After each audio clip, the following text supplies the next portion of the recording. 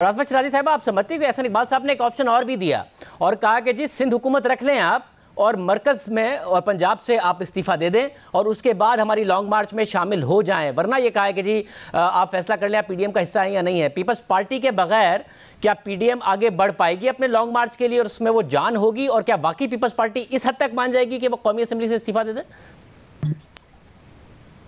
देखिए, मुझे नहीं लगता कि लॉन्ग मार्च हो या कोई भी ऐसी चीज़ हो जो कि अपोजिशन जिसको प्लान करके बैठी थी उस लार्जर एजेंडे के हवाले से जो कि एपीसी में तय किया था वो पीपल्स पार्टी के बगैर मुमकिन है। यहाँ तक कि लॉन्ग मार्च में जो क्राउड आ सकता है वो भी ज़्यादा जो इत्तलात है वो पाकिस्तान पीपल्स पार्टी सिंध के अंदर से प्लान कर रही थी और पूरी तैयारी के साथ, और ये पीडीएम के प्लेटफॉर्म पे ये डिस्कस हुआ था कि चूँकि हुकूमत सिंध के अंदर पाकिस्तान पीपल्स पार्टी की है, लिहाजा वहाँ से अवाम का आना जो है वो ज़्यादा मुनासिब होगा। एक बहुत अहम बात है कि पिछले 2 दिन में ऐसा क्या हुआ है कि मियां नवाज शरीफ ने via media Pakistan Peoples Party को ये कहना शुरू कर दिया कि अगर वो इस्तीफ़ा नहीं देंगे तो उसके बाद लॉन्ग मार्च उनका जो फ्यूचर है पीडीएम का, या उनको इस्तीफ़ा देना पड़ेगा। उन्होंने क्यों मशरूत करना शुरू कर दिया पीडीएम को? तो कुछ पिछले 2 दिनों के अंदर ऐसी डेवलपमेंट सामने आई है। हालांकि पिछले 4 महीनों के से तकरीबन ये बात पाकिस्तान पीपल्स पार्टी कन्वे कर चुकी थी, मुख्तलिफ प्लेटफॉर्म से पाकिस्तान मुस्लिम लीग नवाज को कह चुकी थी, मौलाना को क्लियर कर चुकी थी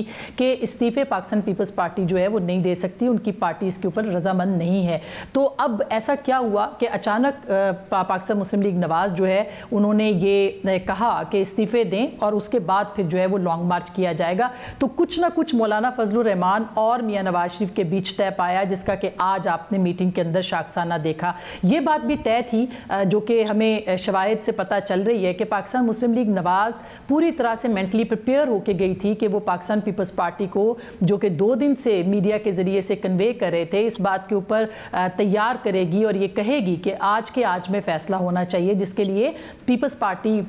ज़ाहिर है कि वो तैयार नहीं थी, जिसका नतीजा वही निकला कि आसिफ जरदारी साहब और मोहतरमा मरियम नवाज़ के बीच में थोड़ी तल्ख कलामी हुई। लेकिन ये सवाल अपनी जगह पे बहुत अहम है कि जब लॉन्ग मार्च की पूरी तैयारी हो चुकी थी और जब एक बड़ी कामयाबी कौमी असम्बली के सेनेट के इंतखाबात के अंदर पीडीएम को मिल चुकी थी और उसके बाद दूसरे ऑप्शंस के ऊपर बात हुई थी, यूसुफ गिलानी के चेयरमैन के सेनेट के इलेक्शन के ऊपर भी पीडीएम को हम नाकाम उस पूरी तरह से नहीं कह सकते, तो फिर पाकिस्तान मुस्लिम लीग नवाज़ ने पीपल्स पार्टी को दीवार के साथ क्यों लगाया इस्तीफ़ों के मामले के ऊपर? तो ये मौलाना फजलुर रहमान और मियां नवाज शरीफ के बीच पिछले 2-3 दिनों में कुछ ऐसा तय पाया है जो कि पाकिस्तान पीपल्स पार्टी जिसके लिए ना तो तैयार थी और ना ही ऑन बोर्ड थी। और फिर एक और बड़ा सवाल है कि अगर पीपल्स पार्टी ये कह रही थी तो उसके बाद फिर लॉन्ग मार्च को क्यों मुलतवी कर दिया गया और ये क्यों कहा गया कि 26 मार्च को जो है वो लॉन्ग मार्च नहीं हो सकता, सीसी तो 1-2 दिन में अपना फैसला कर लेती। इस बात का इम्कान अभी तक मौजूद है शाहजेब कि पाकिस्तान पीपल्स पार्टी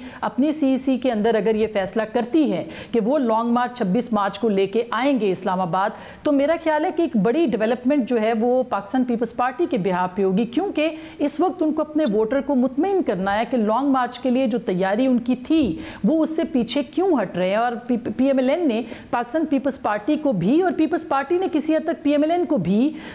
एक तरह से अपने वोटर के सामने और अपने सपोर्टर के सामने जो है वो ऐसे खड़ा कर दिया है कि उनको अब जवाबदेह होना पड़ेगा। और जाहिर है कि अगर पीडीएम का ये लॉन्ग मार्च जो कि 26 के बाद अब इल्तवा का शिकार होता नजर आ रहा है, ये नहीं होगा तो इसका बहुत नुकसान अपोजिशन को होगा और हुकूमत को इसका फ़ायदा ही फ़ायदा होगा। तो आज की जितनी प्रोसीडिंग थी, मेरे ख्याल में पाकिस्तान मुस्लिम लीग नवाज़ की पूरी कैलकुलेशन थी कि आज पीडीएम जो है वो आर या पार होगी और उसके लिए वो पूरी तरह से तैयार होकर आए।